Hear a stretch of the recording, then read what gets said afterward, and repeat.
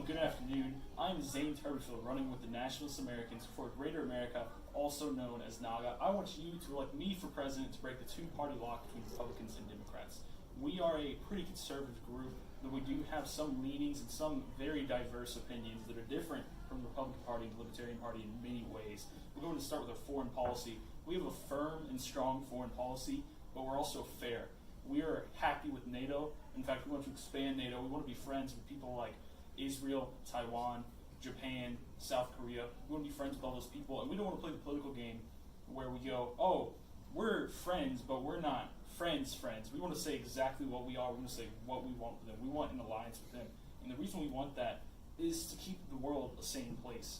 We want to keep Taiwan safe and keep a war happening between them and the second biggest power, China. We want to go with Japan because Japan's been a long ally. Has been a long ally with us since World War II, and we believe having them as an ally gives us control in the Pacific and helps us keep things calm in the Pacific, just like with Taiwan. We also want to be friends with South Korea because we're already pretty open friends with them. But when we don't have a secure and proper alliance, we can't guarantee, we can't fend them for anything with North Korea without a political mess happening and a whole bureaucracy going down. And so whenever we go with things like this, especially with Israel and the Middle East, we want to stand firm. We want everyone to know where we are, so we don't have some political bureaucratic mess and chaos. We want to make sure Israel knows, even if we're ready to be political and negotiate peace with Palestine, if things go wrong, we want them to know exactly where we stand, and that's on their side. We support Israel. And the reason for that is because if we're not honest, and then how are things going to stay firm? How are relationships going to? How are we going to know these relationships are going to stay? How do we know the pillars of our alliances are going to stay if we're not honest with each other and we always remain neutral and political about everything? And so, going with NATO, we're very happy with NATO, but we want them to pay their bills. It's like renting a house but not paying the rent. They have an obligation to follow certain rules. For example, putting 2% of their GDP towards their military, but they don't follow those rules, and there will be consequences if they don't.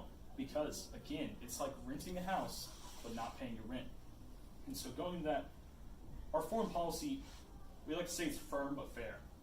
We can be, some people can see us aggressive at times, but the reason we act that way is to keep things from going over the top.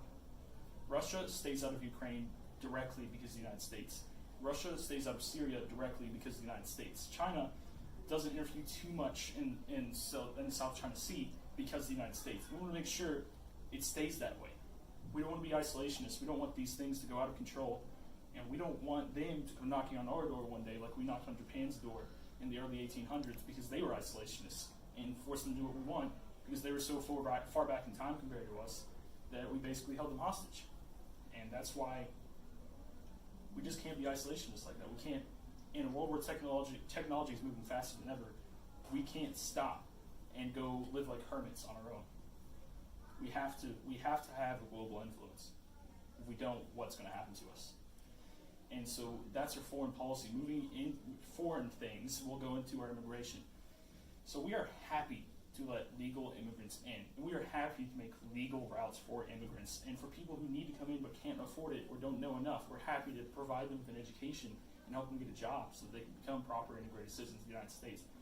But we're not happy with illegal immigration, which is why we're happy to make these legal routes.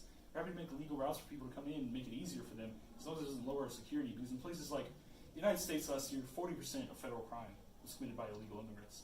And then in Germany, in the Saxony area, they had an uptick in sexual assault and even rape.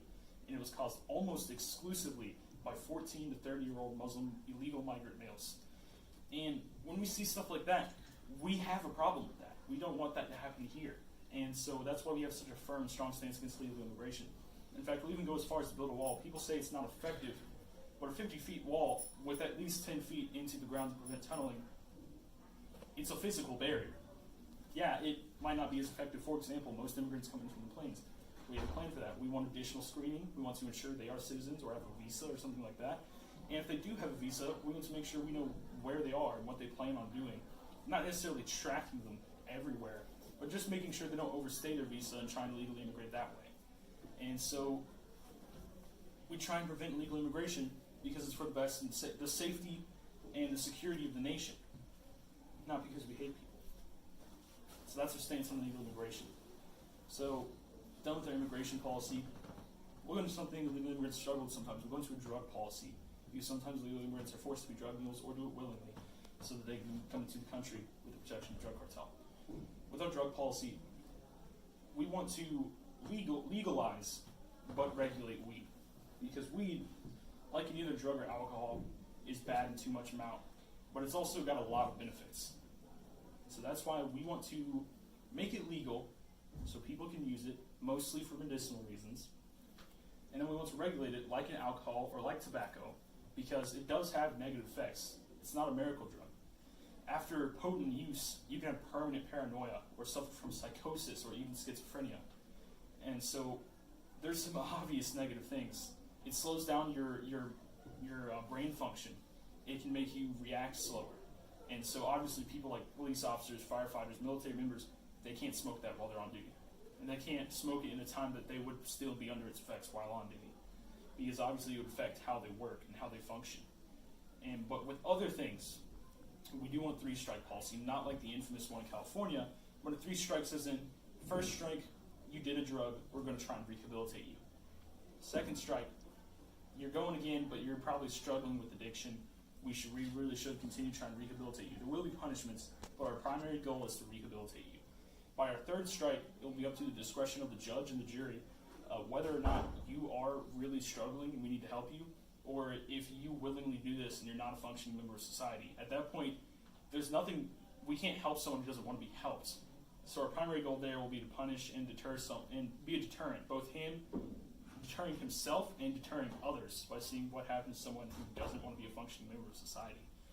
And so that's our stance on more harder drugs. And so that is how we view drugs, that is how we'll handle drugs. Going into national security, we are a very anti-terrorist group. We're not just going in guns blazing yelling America. But what we will do, for example, the situation in Pakistan versus India, there's a big controversy because there were terrorists from Pakistan who came in and killed 40 Indians, mostly security personnel, 40 people in a single strike. And so they demanded Pakistan allow them to deal with this terrorist threat. Pakistan not only said there's no terrorists in Pakistan, but they refused to let India take care of it, so India took matters into their own hands. We are willing to do something like that if we have to, absolutely have to. The difference between us and India is we don't have to send fighters that could get shot down and cause a world war. All we have to do is do what we've been doing, and that is send a drone to deal with the terrorist threat, albeit with more assurance and security to prevent civilian casualties. And that way we can deal with the threat without causing an intervention from Pakistan. And if Pakistan doesn't like that, and we'll just tell them you should have let us in the first place because there's a security threat in your nation killing Americans and you're not letting us deal with it. And people say, that's too aggressive. Well, what are we supposed to do? If someone's loading a gun and another person's protecting them and you know that person has the intent to shoot you with that gun and you're just going to, okay, I'm cool with that. You protect that guy so he can shoot me. It's fine. We're not going to do that. We're going to deal with the threat no matter what it takes. As long as it doesn't, we'll do everything in our power to keep a war from happening. And we will stop a war if it looks like it is going to happen. Then we're going to deal with this much more politically and prevent a war from happening. Of course, we're not just mindless warmongers. What we're trying to do is deal with the threat in any shape, way, or form in the least war-likely way, so that we're good, we're safe. And so, dealing with national security, we're firm, we're aggressive, but not overly aggressive, as I want to state very clearly. And we're very anti-terrorist. And we're ready to put whatever funding we need to do in that as long as it doesn't increase the debt. So moving on from national security, we'll go into healthcare and the economy, and trade, because we kind of view all three of those similar but not the same. We enjoy free trade and the free market as much as possible. We will intervene when we absolutely have to. For example, we don't believe monopoly is a free market. We believe it is a controlled economy under a different government, that being whatever has the monopoly. And so what we want to try and go for is adding a monopolist tax. And so if monopoly controls too much, they will get taxed, and they will be taxed according to how much of a monopoly they are, so that it actually does something to them. It's not some minor fine. And the point of that is to prevent a monopoly. And we're not just trying to tax the economy to oblivion. We're not trying to hurt the economy. So we made routes for them to get out of that tax. For example, Walmart. I'm not sure how much they own in the industry, but let's say they own enough so they would get a monopolist tax. They can get out of that tax if, instead of going to a lot and buying out all the small businesses, They make partnerships with the small businesses, and the small businesses survive and thrive with support from Walmart. So Walmart, instead of destroying rivals and competitors, they help them grow in competition, which makes a competitive and strong free market, and we're not taxing the economy to death, because we think taxes hurt the economy. Even if it makes us some extra money, it hurts the economy, which in the long run hurts us. And so that works through things like the EpiPen. We want them to have patent partnerships so that the EpiPen becomes more competitive, multiple people have a supply, and the prices drop. And so it becomes a competitive economy, a competitive market. The EpiPen will be lower priced and will be more effective, have a better medicine, because people are actively spending money trying to make a better medicine to outsell their competitors. And so that just stands with trade and healthcare too. In a similar way, healthcare, we plan on drastically reducing federal income into healthcare, not in a way so that there is none. We're happy with having a federal form of healthcare, but only so that people who really need it actually get that healthcare. So, for example, if a homeless person needed healthcare because they were dying and they obviously can't afford any healthcare because they're homeless, then they can get that healthcare they need. But we're not going to go up to some random guy who wants free healthcare to get free healthcare, and we're not going to give it to him. What we want to do is we want a competitive market in the healthcare industry, so that people will have cheap and effective healthcare. Yes, they'll have to pay for their healthcare; it won't be free, but it will be cheap and it will be effective. And it will be better than the government, because the government is the least reliable and least effective thing you could possibly rely on, in our opinions. And the facts really reflect that too when you look at it. So that's just stands on healthcare. Talk about national security or drug policy. I'd like to Zane Turber for the next presidency.